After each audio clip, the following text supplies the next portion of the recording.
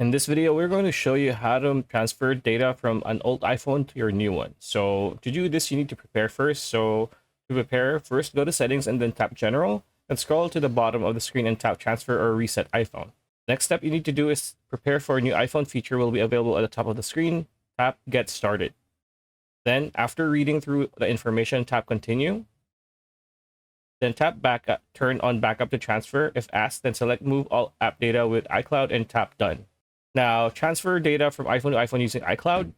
So if you're looking to move your data from one iPhone to another, you'll have a huge bank of stuff to transfer. So when you first fire up your new iPhone, tap setup manually, choose a Wi-Fi network, tap next, and wait for a few minutes while the iPhone is activated. Then set up Touch ID/Face ID and create a passcode for your iPhone. Then tap restore from iCloud backup when you get to the apps and data screen. Then sign in with your iCloud app ID and select the most recent iCloud backup. And you just need to wait a while for the data to transfer to your new iPhone. And that's pretty much it. That's the video. Hope you like it. Like, comment, share, subscribe, ring that bell icon. See you on the next one.